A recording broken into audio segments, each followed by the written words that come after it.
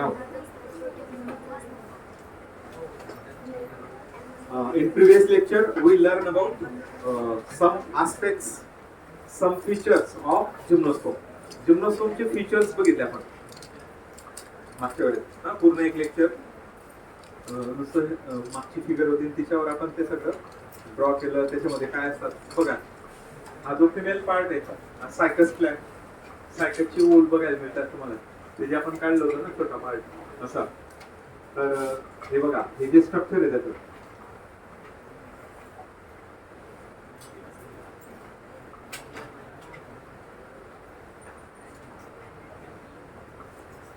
आता याचा कोण नाही, मध्ये ग्रीन लिव्स पण आहेत बघा, हे ग्रीन लिव्स आहेत. बाकी जे प्लॅनचं समजा हे जे आपण बघतोय, हा मी जो काढतोय पिंक कलर मधला,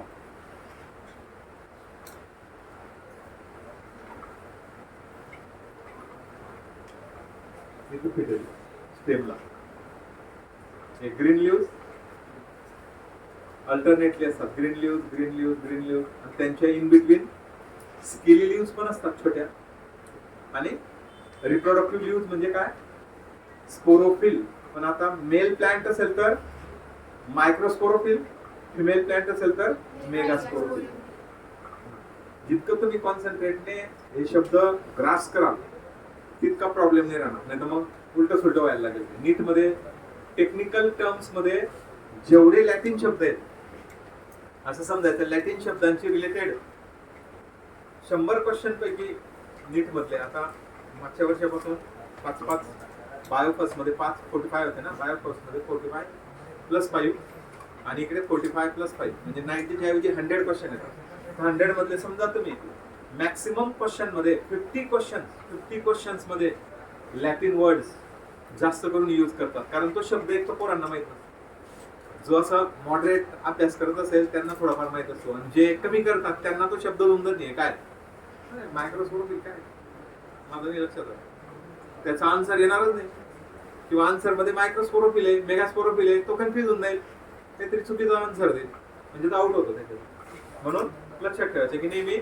इथं आपण जेवढे लॅटिन शब्द देतो ते तुम्ही लगेच माझ्यासोबत लिहिले पाहिजे.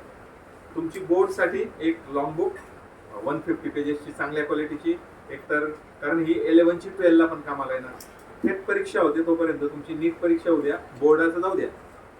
नीट परीक्षेच्या नंतर तुम्हाला ते कोणी नातेवाईक असेल तरी ते तुमच्याकडनं मागतील. व्हॅल्युएबल गोष्ट असेल तिथे तुम्ही काढलेल्या नोट्स असतात ना, तर ते जास्त चांगले असतात, तुमच्या हस्ताक्षर असतात. आणि एकदा लिहिणं म्हणजे 4दा ऐकणं, नेहमी लक्षात घ्या. तुम्ही का लिहायचं, जे लिहित नाहीत ते नीट कधीच क्रॅक करत नाही, हा माझा अनुभव. हुशार गडबडून गेले का फॉर कॉन्फिडन्स. आता इथे जे नाही ते मी टाकलं म्हणजे तुम्ही समजून घ्यायचं की काहीतरी नवीन पॉईंट, एक्स्ट्रा पॉईंट आहे, किंवा तो पुढे येणार आहे. तर एक्स्ट्रा किंवा पुढे येणारा पॉईंट पण आपण याच्याशी रिलेटेड असेल तो सांगून द्यायचा, म्हणजे तो तिथे तो होईलच, मी बोलेल तर. आणि इथं पण झालं म्हणजे तुमचं रिपिटेशन होतं, आणि तुम्ही लिहून घेतलं तर झालं, ते 3-4 झालं. मी इथं बोलेल पुन्हा बोलेल, तुम्ही आता लिहिलं झालं, 3-4-5 रिडिंग झाल्यासारखं असतं. नाही लिहिलं एक तर स्पेलिंग, एक तर कन्सेप्ट बिल्ड होत नाही, तो काय म्हणून अडचणीत असतं. पण रॅपिड लिहायचं, खूप टाइम नाही द्यायचं त्याला लिहिण्यावर. इकडे मी काय बोलतो कान 100% माझ्याकडे तर बेनिफिट असतं. म्हणजे एकदम ऑर्डिनरी विद्यार्थी मी सांगतो, तुमच्या वर्गात सगळ्यात कमी, इथं सगळ्यात 10thला कमीत कमी मार्क्सवाला विद्यार्थी असेल, आणि मी सांगतो त्या स्टेप्स त्याने एकदम सिरियसली प्रिफर केल्या आणि फॉलो केल्या, समजायचं जो टॉप आलेला ना त्याला सुद्धा तो ओव्हरकम करेल. इथं तुमचे मार्क्स काही कामाचे नाहीत. बोर्डात भोकंपट्टीचे मार्क्स आहेत ना ते काही कामाचे नाहीत. भोकंपट्टी करावी लागते पण ती पुढे एकदा कन्सेप्ट बिल्ड झाला की ते फिक्स करायला भोकंपट्टी करावी लागते थोडी, म्हणजे मगिंग, रट्टा मार याला कमी महत्व आहे. समजून घेणं, you build your concept building फार महत्वाचं. म्हणजे जेव्हा आपण ते काहीतरी बोलतो, प्रोनाऊन्स करतो ना, तो पिक्चर आला पाहिजे तुमच्या. जसं आता मी एखादी स्टोरी सांगतो तुम्हाला, असं झालं तसं झालं, लगेच तुम्ही इमॅजिन करता, ती स्टोरी इमॅजिन करता. काय समजा मी धुळ्यातून निघालो, मग मी शेतांकडे गेलो, मग मी डोंगर चढत होतो, खूप मोठा चढाव होता, लगेच तुम्ही पण विचार करा असा चढाव असेल स्टीप, आणि लगेच तिथं खूप मोठा खड्डा होता, त्याच्यात पण उतरावं लागलं, आणि मग जायला रस्ता नव्हता, मग तिथं पाणी भरलेलं होतं एका ठिकाणी, ते क्रॉस करावं लागलं. म्हणजे तुम्ही इमॅजिन करता तिथं पाणी, तिथं खूप खोल पाणी आहे, त्याच्यामध्ये मोठा साप होता, लगेच तुम्हाला साप नजरेत येतो है ना. तर इमॅजिन करा, जसं इथं पण इमॅजिन, कुठलं पण तुम्ही काहीतरी वाचतायत ना, ते इमॅजिन करा काय काय होतं. तिथे चाललं जायचं, जेव्हा तुम्ही ओल म्हणता तर झाडावर चाललं जायचं, ओहोल हे ओल. आता ही फिगर मी इकडे काढेल, तर त्यावेळेस हे काय, आता ओल कुणावर येतात, मेल प्लॅन्ट का फिमेल प्लॅन्ट, फिमेल. ओहुल ओहरी फिमेलवर. आता यांना ओहरी नाही, डायरेक्ट ओहुल, नेकेड ओहुल.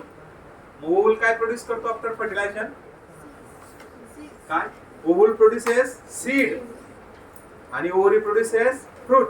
काल सांगितलं ना, तुम्ही फ्रूट खातात म्हणजे काय खातात, फर्टिलाइज ओव्हरी. कुठल्याही प्लॅन्टची फर्टिलाइज ओव्हरी फ्रूट मध्ये कन्वर्ट होतो, आणि त्याच्या आत अँजिओस्पर्म मध्ये ओव्हरी.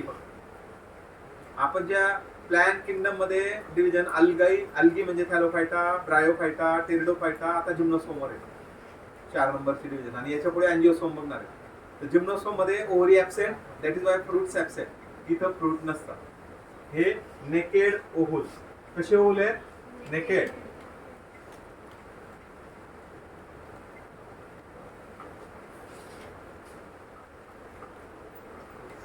नेकेड ओव्हुल म्हणजे काय, अँजिओस्पर्म मध्ये ओव्हुल कुठे असतात, inside ovary. Ovules enclosed by ovary. Ovule fertilization नंतर सीड तयार करतात, सीड्स एनक्लोज्ड बाय फ्रूट्स. अँजिओस्पर्मचा मीनिंग काय, सीड्स एनक्लोज्ड बाय फ्रूट्स. म्हणजे enclose seeded, covered seeded, coated seeded. म्हणजे सीड्सला कोट आहे फ्रूटचा, ओपन नाही. आता याचे सीड्स डायरेक्ट येतील, मग हा फिमेल असा कोण एकत्र नाही, असा डिस्पर्स आहे. ते जर अजून जास्त असे होऊन गेले असते, कोण तयार झाला, म्हणजे मग हा फिमेल कोण टेक्निकली कोण म्हणता नाही येत, पण मेल कोण फिमेल कोण बोलून देतो आपण. मेल कोण इज कॉम्पॅक्ट, फिमेल कोण इज नॉट कॉम्पॅक्ट, असा डिस्पर्स. नॉन कॉम्पॅक्ट मेलचा कोण आपण मागच्या याच्यात फोटो मध्ये बघितला, जो पहिला फोटोग्राफ बघितला ना, त्याच्यात आपण काय बघितला होता, तो मेलचा फुल मोठा कोण असतो, तो वेगवेगळ्या प्लॅन्ट मध्ये असतात. तर मग आता आपण इथं जिम्नोस्पर्म, त्याचं जे मी काही मागे बोललो, आता ते इथं बरेच पॉईंट पुन्हा रिपीट होते.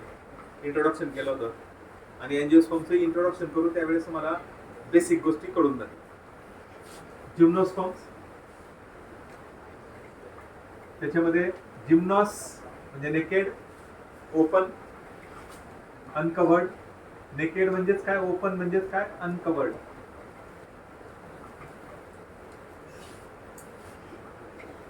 कारण त्यांच्या स्पर्मा म्हणजे सीड्स, आणि स्पर्मा म्हणजे काय, सीड. दोन शब्द आहेत, जिम्नॉस आणि स्पर्म. लॅटिन म्हणजे नेकेड सीड्स. म्हणजे जिम्नोस्पर्म काय असतात, नेकेड सीड बिअरिंग प्लॅंट. काय म्हणायचं,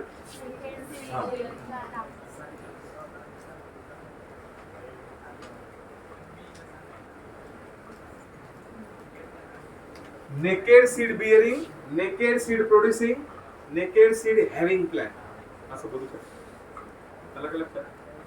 हा म्हणजे, आणि एंजिओस्पर्मला काय म्हणाल मग, एंजिओस्पर्मला कवर्ड, एनक्लोज्ड, ते अनकवर्ड. नेकेडच्या ऐवजी covered, enclose, seed bearing plant.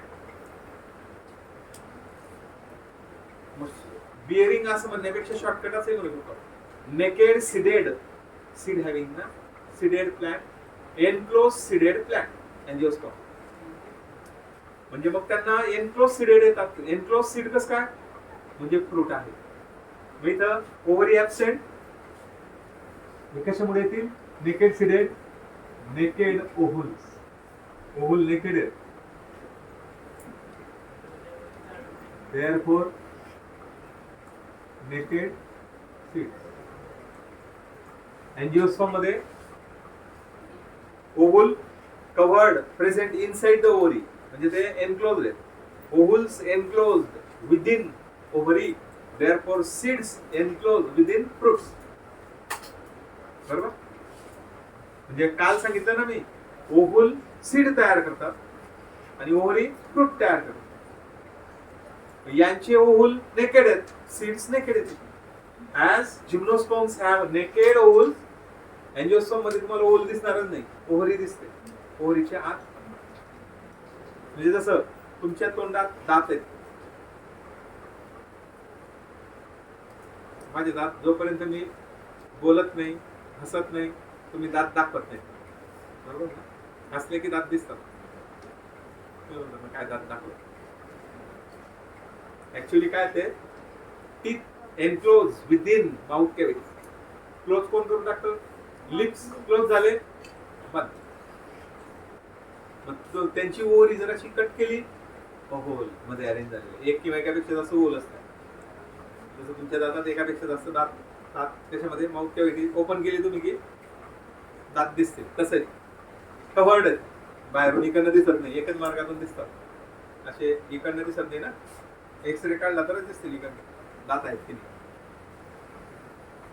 Okay, म्हणजे मग तसं आहे, ते आहेत पण लपवलेले आहेत ओव्हरीमध्ये.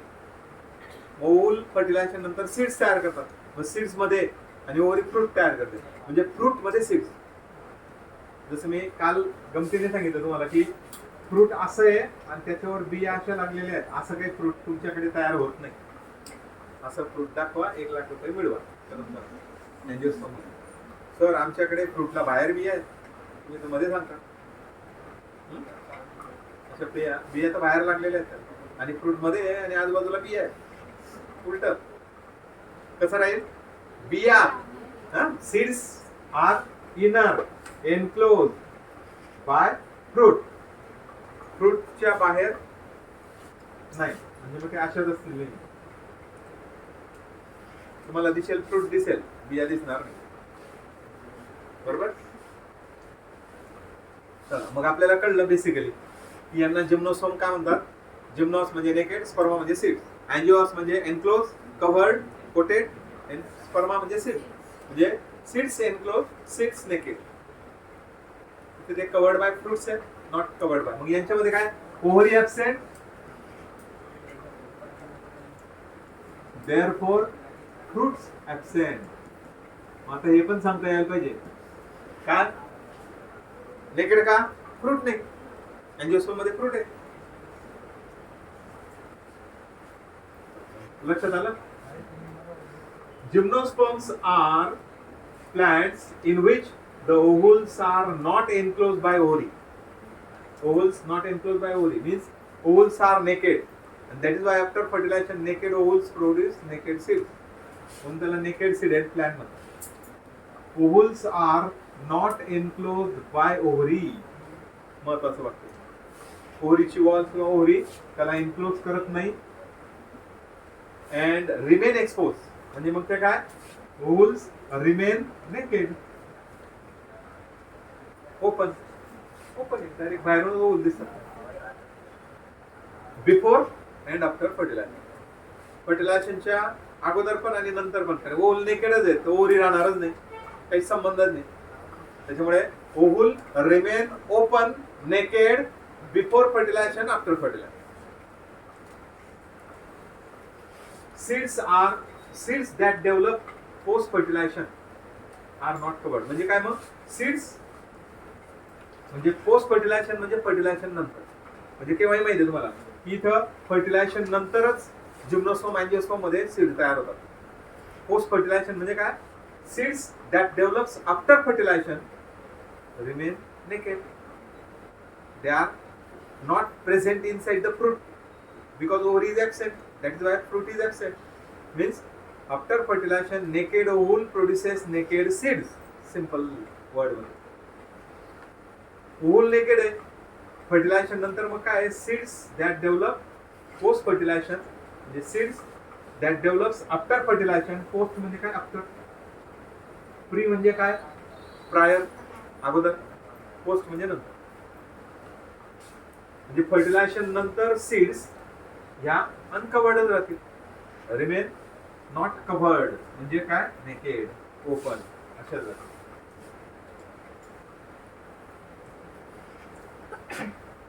ओके, पुढे आता हे सायकस प्लॅन आपल्या इथं आहे. एका मी तुम्हाला काढून इकडे आणून टाकलं. एका पॉटमध्ये लावलेलं आहे. असं एवढे साईज आहे, कमी असेल याच्यापेक्षा.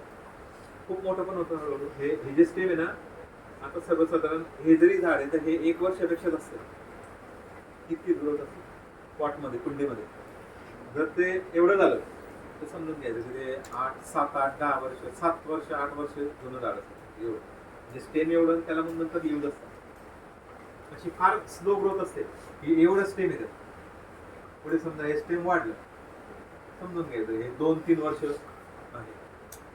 म्हणजे 1 फूटभर पण वाढत नाही एका वर्षी. Slow growth. म्हणजे असं जर एवढं जर झाड याचं स्टेम आहे इथून यूज आहे तर समजून घ्यायचं 6 ते 8 वर्ष जुने, 8 वर्ष तरी असतं. इतकं स्लो होतं.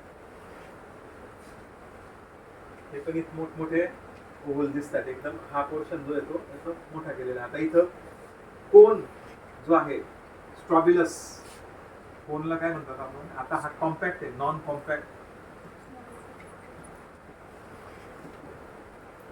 कॉम्पॅक्ट नाही, मेल मध्ये. आता हा जर मेल असेल तर याला वर टॉपला असा कोन आहे, आणि फिमेलचा जर असेल तर तो डिस्पर्स. Not compact.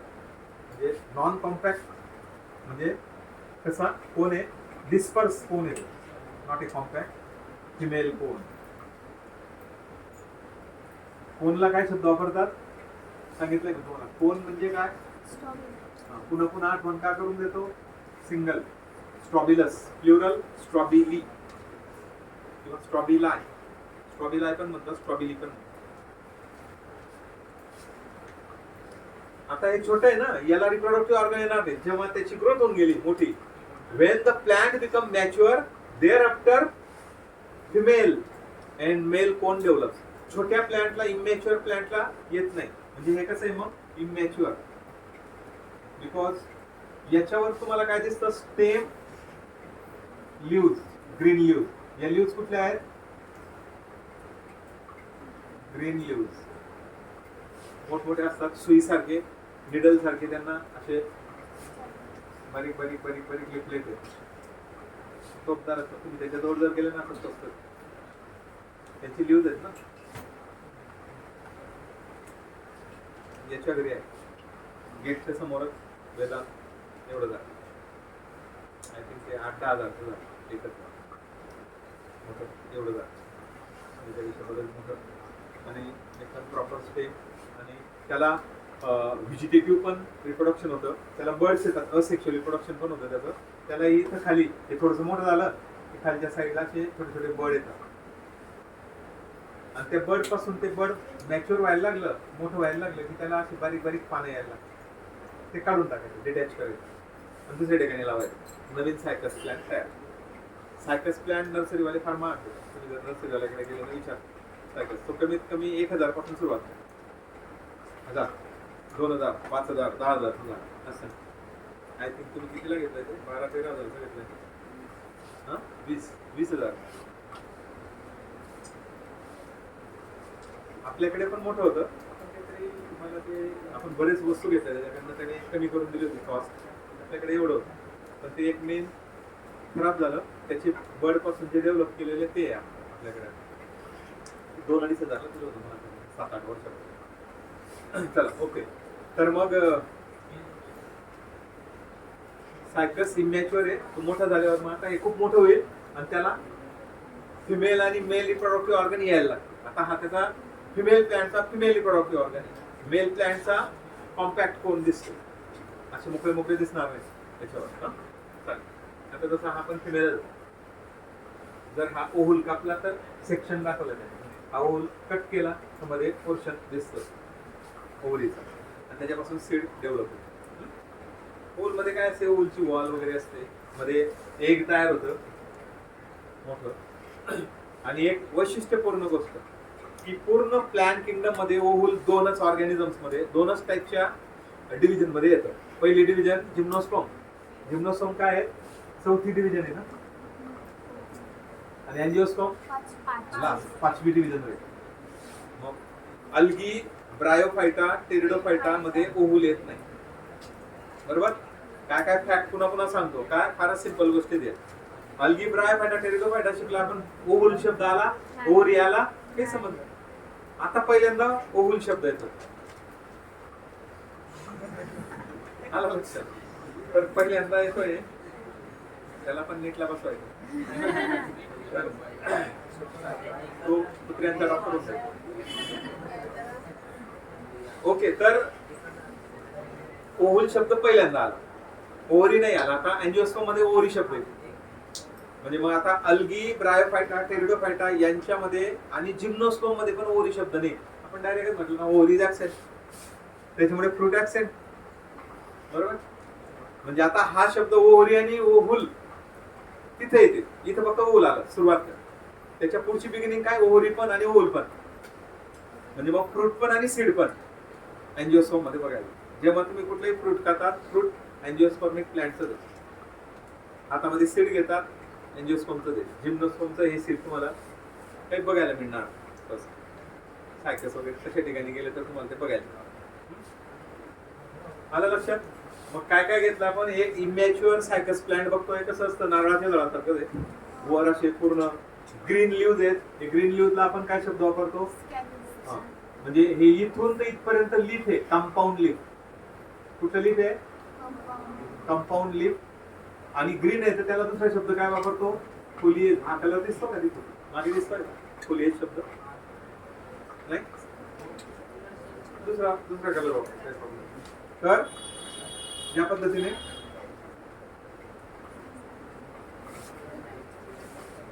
हे काय, फोलिएज.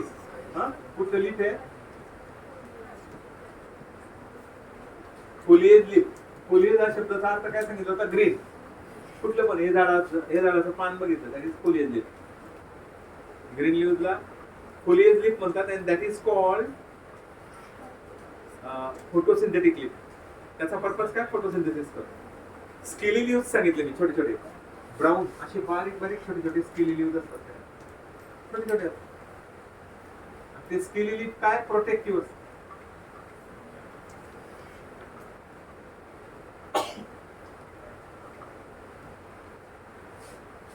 छोटे ब्राऊन आहे म्हणजे फोटोसिंथेसिस करणार. मग काय असे पॉइंटेड आहेत, टोकदार आहेत, म्हणजे प्रोटेक्शन आहे त्याच्यासाठी. मोठे ग्रीन आहेत, फोटोसिंथेसिस करतात, क्लोरोप्लास्ट. आणि हे रिप्रोडक्टिव्ह लीव्हज, स्पोरोफिल्स. काय शब्द सांगितला होता ना, मेन प्लांट बॉडी सायकसचं काय आहे, स्पोरोफाइट.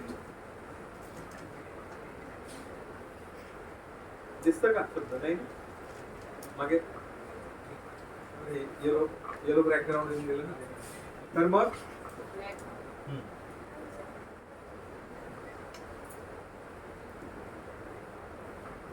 तर हे काय आहे, येलो स्पोरोफाइट आहे.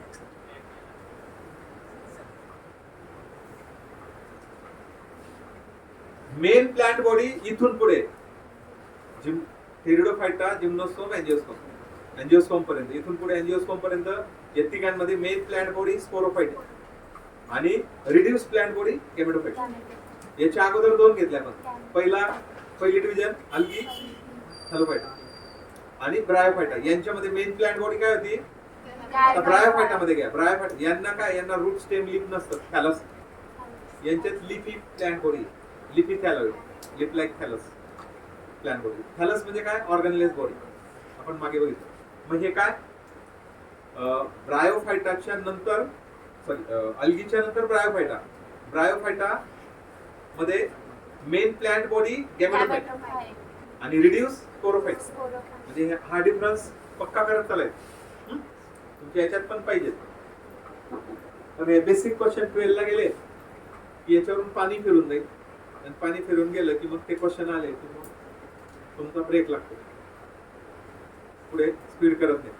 लक्षात राहील तर मग स्पीड कराल तुम्ही. म्हणजे क्वेश्चन सॉल्व्ह करताना थांबून जा, थांबायला नको. का, कन्सेप्ट आताच पूर्ण क्लिअर करून घ्यायचे. ओके. मग हे स्पोरोफाइट आहे. गॅमेटोफाइट पुढे तुम्हाला दिसायला. स्पोरोफाइट केवढं राहील, छोटं राहील, एकदम छोटे, मोठं. जसं किती 10 ते 20 फुटांच्या वर सायकस वाढत 10 to 20 feet. पण जगातला सगळ्यात टॉल प्लांट सेक्युया ट्री पुढे येईल तुम्हाला दाखवतो.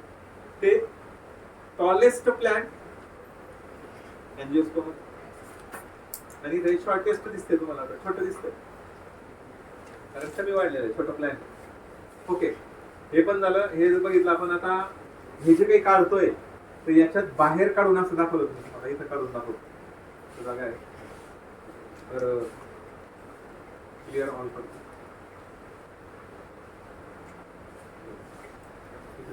जे हे काढलंय असं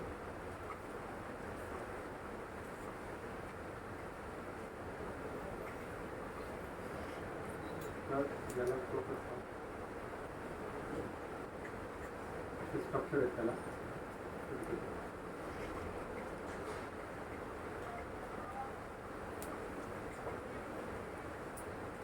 पुढे कमी होणार आणि मग नंतर इथं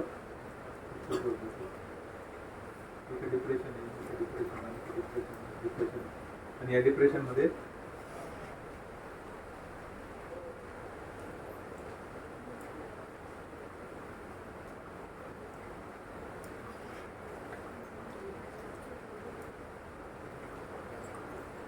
असे राउंडेड असतात थोडे मोठे मोठे दाखवले त्या पद्धतीने.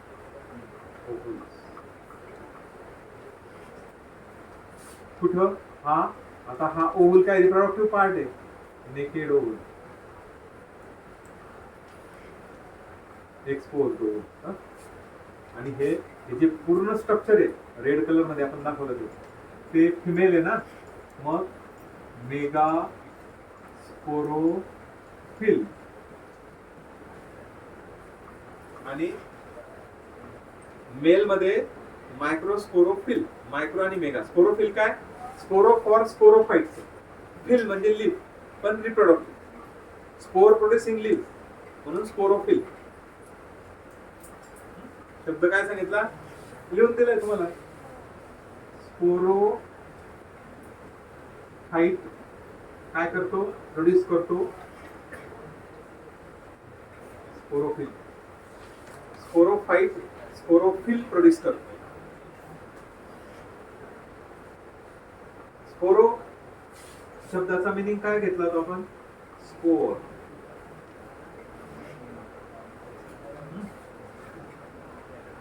काय घेतला होता मीनिंग? स्पोर. आणि फिल म्हणजे काय? Reproductive leaf. पण इथं आपण आता स्पोर साध्या लिव्ज वर नाही येणार, रिप्रोडक्टिव्ह लिव्ज वर येते. लिव्ज सिंगल शब्द लिव्ह, रिप्रोडक्टिव्ह लिव्ह.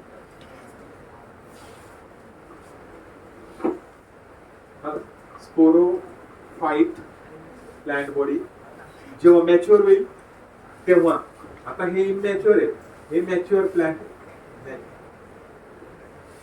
प्लांट कसं आहे? मॅच्युअर.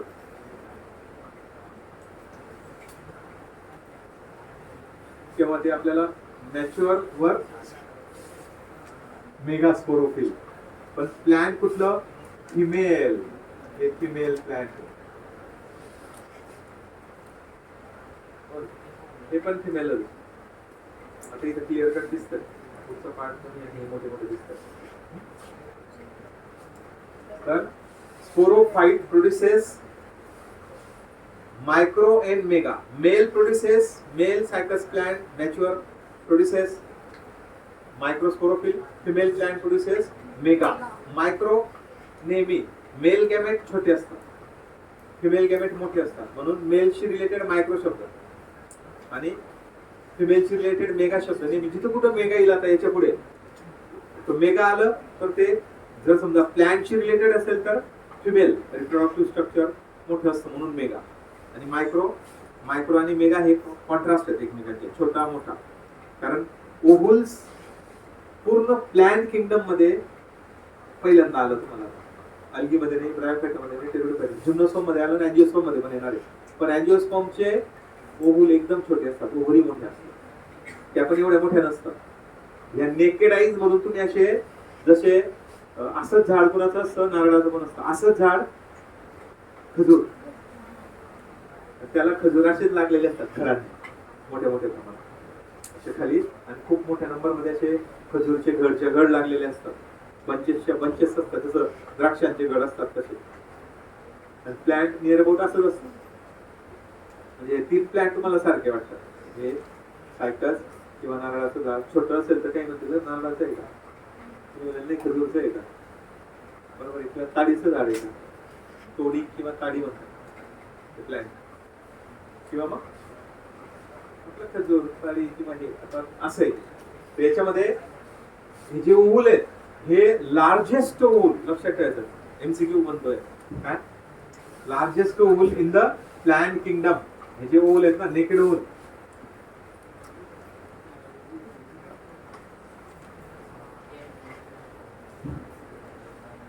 इन प्लांट किंगडम मध्ये सगळे जे प्लांट आहेत, algae, Bryophyta, Pteridophyta, gymnosperm, angiosperm मध्ये अँजिओस्पर्मचे नाही, जिम्नोस्पर्मचे सगळ्यात मोठे.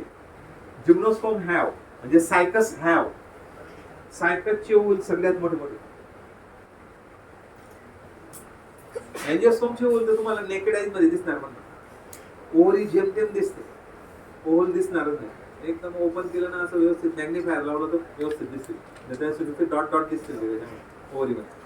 ओरी जितकी छोटी असते ओरी पण एवढी नसते, तर ओल त्याचा संबंध येणार त्याच्यापेक्षा छोटे जाते.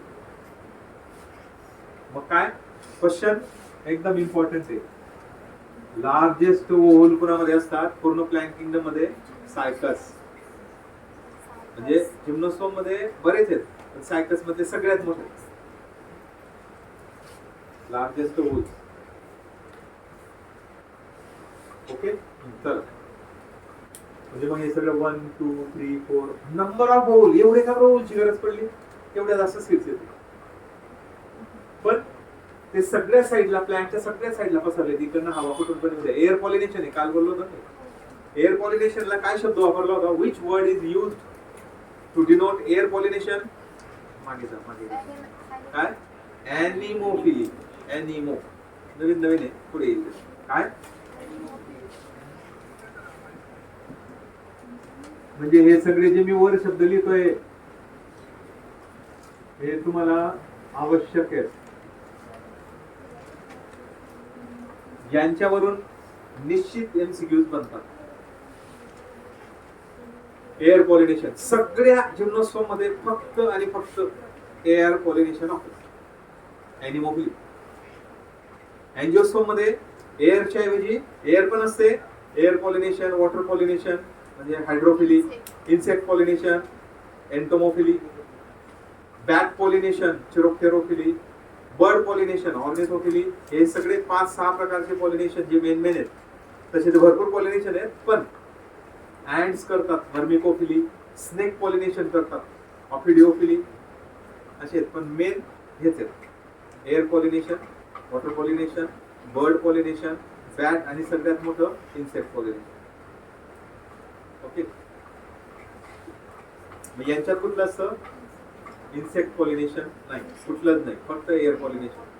आणि पॉलिनेशनचे 2 प्रकार आहेत, डायरेक्ट पॉलिनेशन, इनडायरेक्ट पॉलिनेशन. यांच्यात डायरेक्ट पॉलिनेशन. डायरेक्ट पॉलिनेशन काय, मेल प्लांट आहे त्याचा मायक्रोस्पोरोफिल आणि फिमेलचा मेगास्पोरोफिल. हा मेगास्पोरोफिल म्हणजे फिमेल स्ट्रॉबिलस कोन, कॉम्पॅक्ट नाही, नॉन कॉम्पॅक्ट कोनचं युनिट, रिप्रोडक्टिव्ह युनिट काय आहे, रिप्रोडक्टिव्ह लिफ काय आहे, मेगास्पोरोफिल. त्याच्यावर ओव्हल आहे. पण मेलचं काल काढलं होतं, पुन्हा काढलं होतं. कलर चेंज करावं लागेल, दिसतंय का असं. आता मेल समजा याला कोण आला तर त्या कोनवर मेलचं कसं असतं स्ट्रक्चर,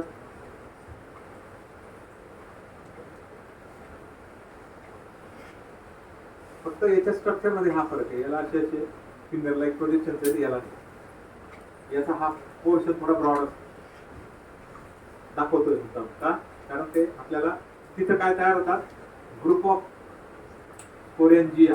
काय नाव काल घेतलं, group of sporangia. Goal goal sporangia असतात, त्यांचा ग्रुप काय, सोराय. यांना काय म्हणतात, एक सोरस, मेनी सोराय. याच्यावर याला नाव काय दिलं? मेगास्पोरोफिल. याला काय द्यावं लागेल? मेलचा पार्ट आहे ना, मायक्रोस्पोरोफिल.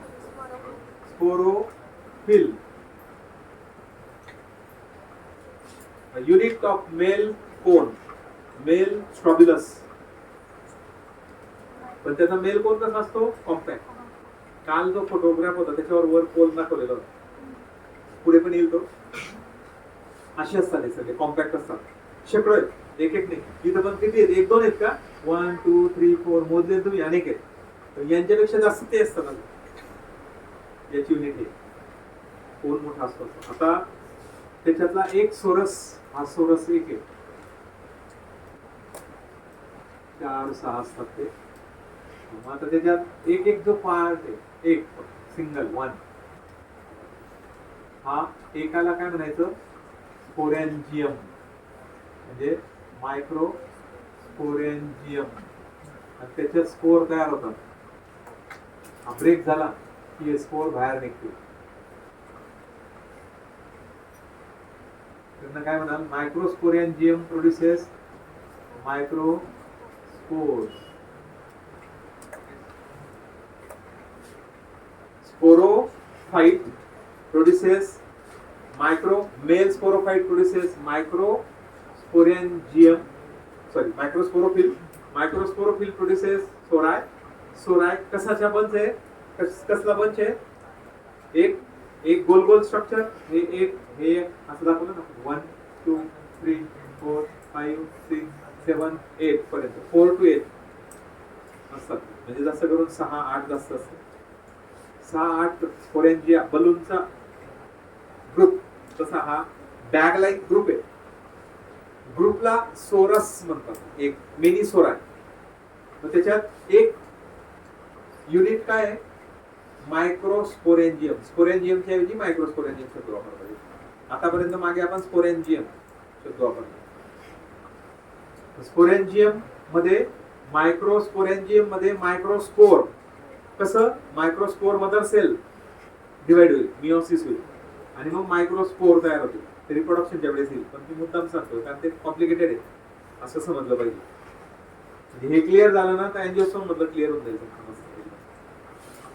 मग हे मायक्रोस्पोर म्हणजे काय? मायक्रोस्पोरला दुसरं नाव काय दिलं आपण? Pollen grain.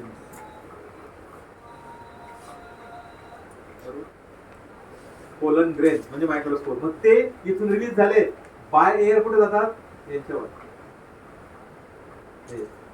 जातात, इथं समजा इथं.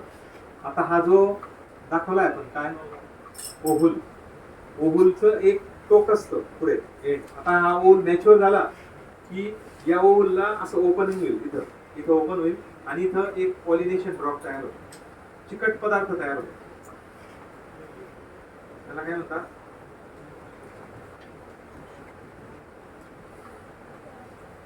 Pollination drop. दिसतोय ना कलर? पॉलिनेशन ड्रॉप शब्द रीड करता येतो? असं काही वाटलं ना तिथून बोलायचं, सर कलर चेंज करा, काही प्रॉब्लेम. क्लासमध्ये किंवा छोटं झालं तरी, अक्षर छोटं झालं तर लेटर्स मोठे करा, बोलायचं, काही प्रॉब्लेम नाही. कारण कसं आपण मी शिकवण्याच्या नादात असतो, बारीक गोष्टींकडे कधी कधी लक्ष नाही राहत. हे तुम्हाला दिसतंय की नाही दिसतं, कलर सुटेबल, कारण आता हा कलरचा वेळ झाला तो पुन्हा चेंज करावा लागतो. त्या पद्धतीने. तर मग आता हे जे पोलन ग्रेन्स असतात, पोलन ग्रेन्स मेल वरून येतील, मेल प्लांट वरून, हवेच्या माध्यमातून. एअर पॉलिनेशन होतं ना, एअर पॉलिनेशन होईल. एनिमोफिली म्हटलं ना पण एअर पॉलिनेशन फॉर्मर. तर एअरमुळे इकडनं इथं पडतील. कशावर? त्यांच्या या. आणि इथं काय असतो? पॉलिनेशन ड्रॉप आहे. या पॉलिनेशन ड्रॉपवर एअर पॉलिनेशन निघतील. Pollen grains deposited over the pollen grains deposited over the pollination drop of the oval. Oval जेव्हा रिसेप्टिव्ह होतं तेव्हा पॉलिनेशन ड्रॉप, स्टिकी ड्रॉप तयार करतो. म्हणजे एअर मधून आलेले पोलन ग्रेन्स चिपकतील त्याला. जर पॉलिनेशन ड्रॉप तयार झाला नसता तर पोलन ग्रेन्स या सरफेसवर जर पडले तर काय कामाचे? सरकून जातील ते हवेने. त्याला चिपकवणारा स्टिकी सबस्टन्स असतो. पॉलिनेशन साठीचा ड्रॉप, पोलन ग्रेनला कॅप्चर करण्यासाठीचा, त्याला काय म्हणायचं? Pollination drop. Captures pollen grain from air. Air मध्ये पोलन ग्रेन तो पकडून घेतो आणि त्याच्यामुळे पॉलिनेशन. मग आता पॉलिनेशन डायरेक्ट म्हटलं होतं, डायरेक्ट म्हणजे काय? Pollen grain deposited directly on the ovules in gymnosperm. म्हणजे ओव्हुल इज द, ओव्हुल नेहमी काय असतात? Ovule is the site of fertilization. Ovule काय? फर्टिलायझेशनची site. Ovules are site of fertilization. Fertilization कुठे होईल? ओव्हुल मध्ये, कारण ओव्हुल मध्ये एग असतं. या एग मध्ये आत एग असतं ओव्हुलच्या. Female gamete produces inside the ovule. आता हे ओव्हुल कट केलंय असं समजा तुम्ही, हा फिमेल गॅमेट मधला पोर्शन. जेव्हा तो मॅच्युअर होऊन जाईल, central part is egg cell. Egg cell, मोठी एग सेल, सगळ्यात मोठा एग, सगळ्यात मोठं ओव्हुल एंजिओस्पर्म. एक सेल पण मोठी खूप, कारण ओव्हुल एवढा मोठा आहे त्याच्यामध्ये एक पण मोठी असेल. एक सेल हे काय? एक फिमेल गॅमेट. त्याला काय म्हणतात? Female gamete. कसा असतो? हॅप्लॉइड. पोलन ग्रेन्स पण हॅप्लॉइड असतो. हे पण हॅप्लॉइड. पोलन ग्रेन्स काढलं ना बारीक बारीक, हे पोलन ग्रेन्स एअरच्या थ्रू पोलन ग्रेन्स असे कॅरी होते. एअर पॉलिनेशन तुम्ही म्हणाल असं का? त्यांची हाईट सारखीच असते ना, मॅच्युअर झाली की हाईट सारखी. तर सेम हाईटला इकडे मेल प्लांट, इकडे फिमेल प्लांट. काही मेल आहेत, काही फिमेल आहेत. त्याच्यामुळे एअर अशी चालू द्या, इकडे चालू द्या, इकडे आजूबाजूला सगळे गर्दी असते प्लांटची, तर तिथं कुठून कुठं जाऊन तो एअरच्या थ्रू पडणार आहे. पण बरेचसे पोलन ग्रेन वाया जातात. म्हणून मग मेल प्लांट मध्ये खूप जास्त पोलन ग्रेन्स तयार होतात, जास्त नंबर. तर जास्त नंबर मध्ये तयार होते. आलं लक्षात? या पद्धतीने पॉलिनेशन होईल. आणि पॉलिनेशन मध्ये site of fertilisation is ovule. That is why pollen grain deposited directly on the ovule. Hence it is called as direct pollination. त्याला तुम्ही काय म्हणाल? हे कुठलं आहे? Direct pollination. इनडायरेक्ट मध्ये एंजिओस्पर्म मध्ये काय असतं? Pollen grains deposited over the stigma, style आणि ओव्हरी. ओव्हरी कुठे असते? फ्लावर मध्ये अशी.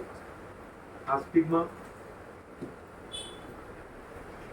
स्टिग्मा मधला बारीकस, स्टाईल, मोठी ओव्हरी, आणि ओव्हरी मध्ये एक किंवा एकापेक्षा जास्त ओव्हुल, आणि ओव्हुलच्या मध्ये एग. आता fertilizer ovules enclose by ovary. Direct pollination कसं काय? हे समजतंय का? डायरेक्ट म्हणजे काय? डायरेक्ट फर्टिलायझेशनचं ठिकाण काय आहे? Ovule is the site of fertilization. आणि एंजिओस्पर्म मध्ये आता आपण पुढचा ग्रुप बघू, फ्लावरिंग प्लांट.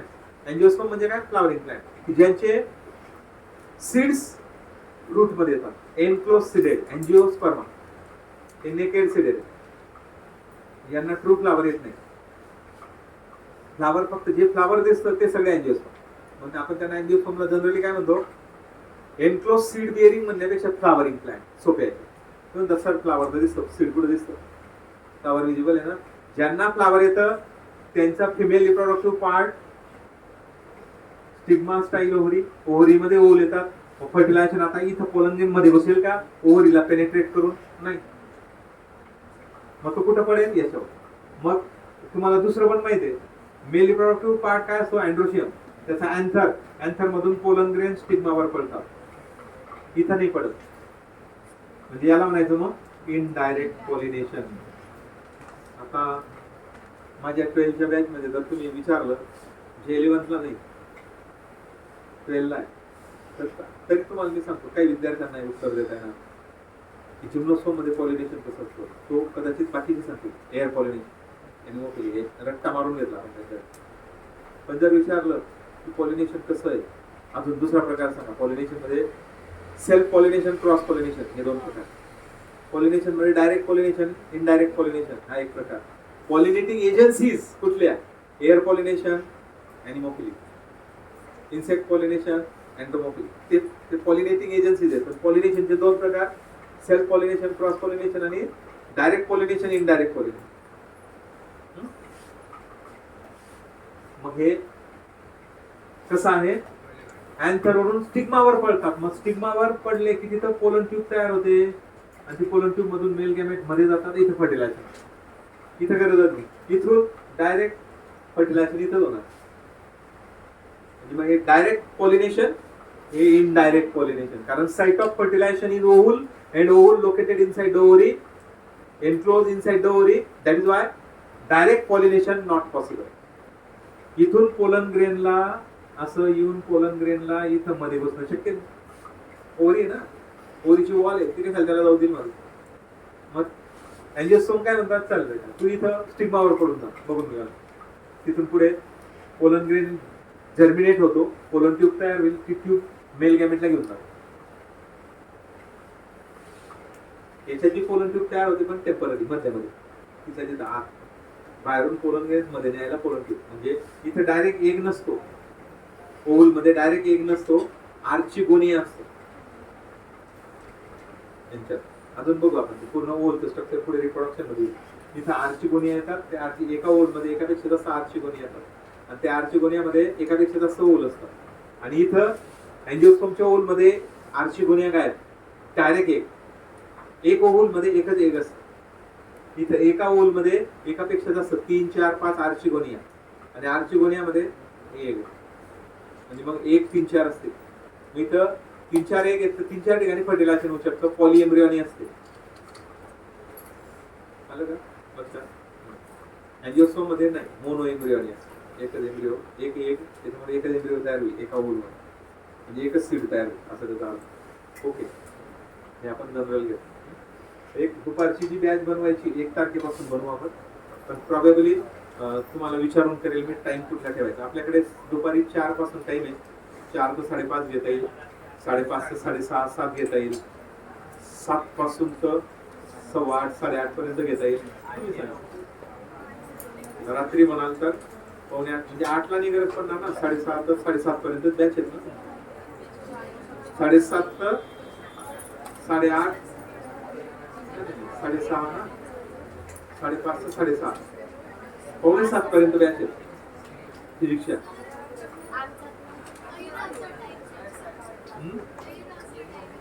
करणार आहे कितीला? सकाळी का? 6:30 ते 8 करणार आहे. 5:30ला घेणार नाही आज संपेल का? ठीक आहे ठीक आहे, मी बोलून गेला. मग ते जर मला 5:30चा टाइम देत असेल तर बेटर.